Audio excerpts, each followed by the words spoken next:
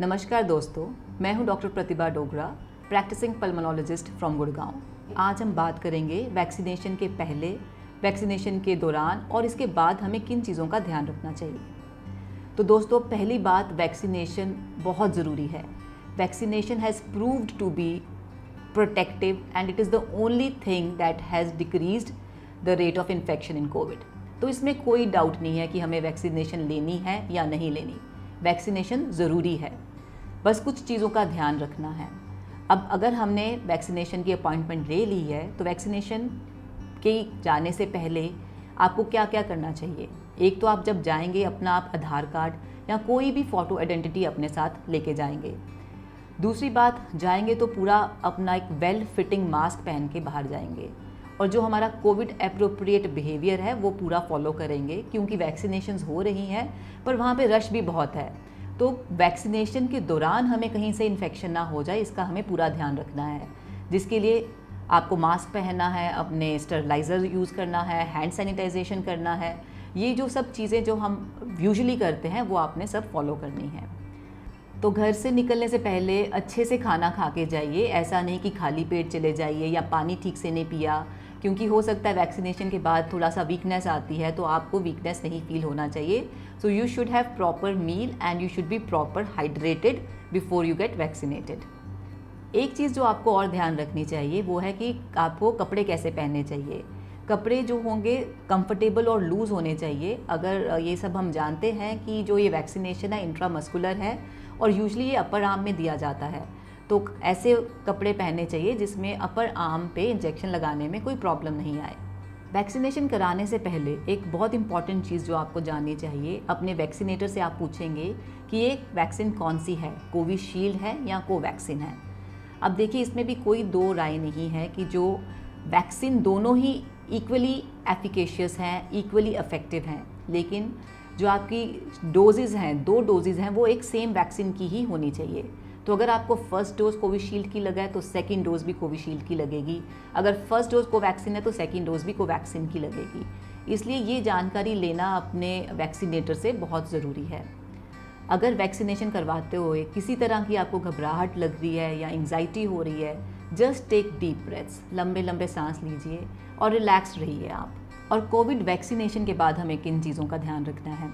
Immediately after vaccination, जहाँ पे भी वैक्सीनेशन होती है वहाँ पे आपको आधा घंटा वेट करने के लिए बोला जाता है, ताकि उस आधे घंटे के दौरान बाय चांस अगर आपको किसी भी तरह का एडवर्स रिएक्शन, जैसे कि आपको डिजीनेस लगती है या वीकनेस लगती है, उसका ध्यान दिया जा सके। घर आने के बाद द साइट ऑफ इंजेक्शन पे पेन होने के, स्वेलिंग होने के चांसेस रहते हैं। हल्का फुल्का बुखार आ जाता है, बॉडी में मलेज हो जाता है। अगर आपको पेन ज़्यादा है या फीवर ज़्यादा है, उसके लिए आप कोई भी over the counter drugs like paracetamol, aspirin, Crocin, ये सब ले सकते हैं, ताकि आपकी जो पेन है या फीवर है वो कंट्रोल रहे। जो पोस्ट वैक्सीनेशन फीवर है वो यूजुअली 1 या 2 दिन ही रहता है। अगर वैक्सीनेशन के 2 दिन बाद भी फीवर आ रहा है तो उस सिचुएशन में आपको अपने फिजिशियन से कंसल्ट कर लेना चाहिए। इसके और भी कारण हो सकते हैं। बहुत ही कम परसेंटेज ऑफ लोगों में कई बार सिवियर एडवर्स रिएक्शंस पाए गए हैं। अब सिवियर एडवर्स रिएक्शंस क्या हैं? जिन पेशेंट्स को एलर्जी की हिस्ट्री है या एनाफिलैक्सिस कहते हैं, जिसमें बहुत ज़्यादा सिवियर एलर्जिक रिएक्शंस होते हैं, उन पेशेंट्स में बहुत ही कम, जैसे हम माइन्यूट कह सकते हैं, 0.001% एज की लोगों को कई बारी इस वैक्सीन के बाद एलर्जिक रिएक्शंस हो सकते हैं, या फेंटिंग हो सकती है, या बीपी लो हो जाता है जिससे उनकी अनकॉन्शियस हो जाते हैं। तो इस सिचुएशन में अगर ऐसा कुछ भी हो रहा है, सिवियर एलर्जिक रिएक्शंस हो रहे हैं, आप फेंट कर रहे हो, तो उस सिचुएशन में please consult your physician immediately. एक और जो सवाल बहुत कॉमनली पूछा जाता है कि किन लोगों को वैक्सीनेशन नहीं लेनी चाहिए। देखिए, जो एब्सोल्यूट कॉन्ट्राइंडिकेशन है उसके सिर्फ 3 ही कारण है हमारे पास। एक तो प्रेग्नेंट फीमेल्स, उनमें स्टडीज़ नहीं हुई है, उनमें कोई भी वैक्सीनेशन हम नहीं दे रहे हैं। दूसरा है वो पेशेंट जिनकी हिस्ट्री है एलर्जिक, सिवियर एलर्जिक रिएक्शन और anaphylaxis to other things, to other vaccines या कुछ फूड आइटम्स। अगर ये हिस्ट्री है तो उनको भी वैक्सीनेशन नहीं लेनी है। और तीसरा कैटेगरी वो लोग हैं जिनको पहली वैक्सीन के साथ कुछ प्रॉब्लम आई, ज़्यादा प्रॉब्लम आई, एलर्जिक रिएक्शन हुआ, एनाफिलैक्सिस हो गया, पहली डोज पे तो उनको सेकेंड डोज नहीं लेनी। तो ये सिर्फ 3 कैटेगरी ऑफ पीपल हैं जिनमें absolute contraindication to vaccination है। और जो दूसरा सवाल आता है वो पेशेंट्स, वो सेट ऑफ पेशेंट्स जिनको कुछ कोमोबिडिटीज़ हैं, पहले से प्री एग्जिस्टिंग प्रॉब्लम्स हैं, जैसे कि हार्ट डिजीज़ हैं या ब्लड प्रेशर है या आपको डायबिटीज़ है या आप कैंसर सर्वाइवर हो या किसी भी तरह के आप इम्यून थेरेपी पे हो। ये सभी सेट ऑफ पेशेंट्स को वैक्सीनेशन लेनी चाहिए, क्योंकि वैक्सीनेशन जो है it is going to prevent the seriousness of the illness even if you get the covid infection. देखिए, अगर वैक्सीनेशन नहीं लेते और कोविड हो जाता है तो वो ज़्यादा हानिकारक होगा। एक और चीज़ जो हमें ध्यान में रखनी है कि कुछ कैटेगरी ऑफ पेशेंट्स हैं जिनमें हमें टेम्पररी कोविड वैक्सीनेशंस नहीं देनी। अब अगर जैसे किसी पेशेंट को अभी कोविड इलनेस चल रहा है, इन्फेक्शन है, तो उसकी वैक्सीनेशन हमें विदहोल्ड कर लेनी है। अगर कोविड इन्फेक्शन आपको हो गया है तो उसके ठीक होने के 4 से 6 हफ्ते के बाद हमें वैक्सीनेशन लेना है। अगर आपने किसी और तरह की वैक्सीनेशन कराई है, किसी और चीज़ के लिए वैक्सीनेशन कराई है, तो फिर भी कोविड वैक्सीन और उस वैक्सीनेशन के बीच में 2 हफ्ते का अंतर होना ज़रूरी है। तो ये टेम्परली हमें इनको डिले करना है वैक्सीनेशंस को। एब्सोल्यूट कॉन्ट्राइंडिकेशंस इसमें भी नहीं है।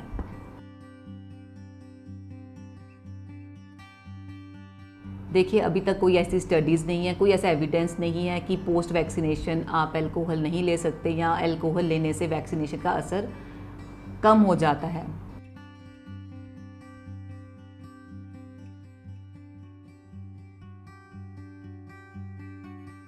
कोई एविडेंस या डाटा हमारे पास नहीं है कि ये इम्यूनिटी जो हमें मिलती है पोस्ट वैक्सीनेशन, इसका असर कितनी देर तक रहेगा। इसीलिए हालांकि जो आपकी इम्यूनिटी जो बन जाती है 2 weeks after the second dose of vaccination you get antibodies आ जाती हैं और इम्यूनिटी बन जाती है, पर वहाँ से लेके कब तक इसका कोई हमारे पास सही आंसर नहीं है, सही जवाब अभी नहीं है। लेकिन इसीलिए हम सब लोग कोविड एप्रोप्रिएट बिहेवियर जो है उसको फॉलो करते हैं, ताकि अब अगर हमने अपने आप को वैक्सीनेट कर भी लिया है तो भी देर आर चांसेस कि हमारे को दोबारा इन्फेक्शन हो सकती है। So we what we can not do without is the covid appropriate behaviour. जब तक पैंडेमिक इज़ ऑन, जब तक कम्युनिटी में ये वायरस परकोलेट कर रहा है, तब तक हमारा कोविड एप्रोप्रिएट बिहेवियर, जिसमें मास्क पहन के रखना और हैंड सैनिटाइजेशन आता है और थोड़ा सा gap between the people maintain करके रखना, ये जो 3 चीज़ें हमें फॉलो करनी है वो हमें इवन पोस्ट वैक्सीनेशन भी फॉलो करते रहना है।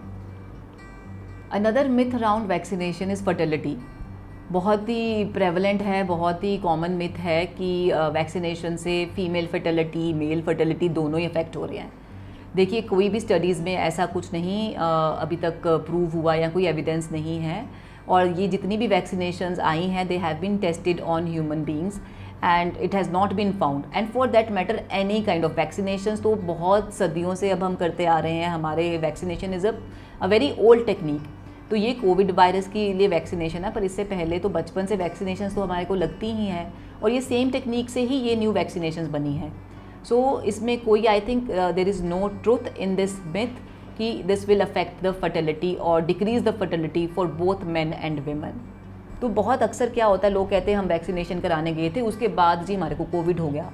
तो ये नहीं सोचना कि कोविड वैक्सीनेशन की वजह से कोविड हुआ है, क्योंकि इतना अभी प्रेवलेंस है, अभी हमारी इतनी पीक पे हम जा रहे हैं। तो ये वायरस प्रॉब्ली आपके अंदर पहले ही था और फिर आप वैक्सीनेशन कराने चले गए और फिर वैक्सीनेशन के बाद as the course of the disease वो पनप रहा है और उसकी वो आपके मैनिफेस्ट हो गया है। So vaccination is not Covid causing Covid, right. जो आपका पैंडेमिक है जो ऑलरेडी स्प्रेड है उसकी वजह से ही कोविड हो रहा है। तो अक्सर ये आपको इस चीज़ का बहुत ध्यान रखना है कि जब आप वैक्सीनेशन के लिए करवाने के लिए जा रहे हैं आप बिल्कुल फिट फील कर रहे हो, आपको कोई भी खांसी, ज़ुकाम, बुखार नहीं है। क्योंकि अगर कुछ ऐसे लक्षण हैं तो इसका मतलब कुछ हल्की सी पहले से प्रोड्रोमल सिम्टम्स आप में हैं।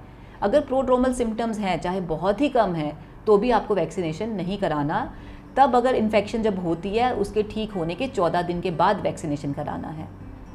इसीलिए जब आप कोविड वैक्सीनेशन करा के आते हैं और अगर आपका फीवर 2 दिन से ज़्यादा परसिस्ट करता है तो प्लीज़ कंसिडर कि ये एक इन्फेक्शन हो गया है और इसको you have to treat it like a covid illness.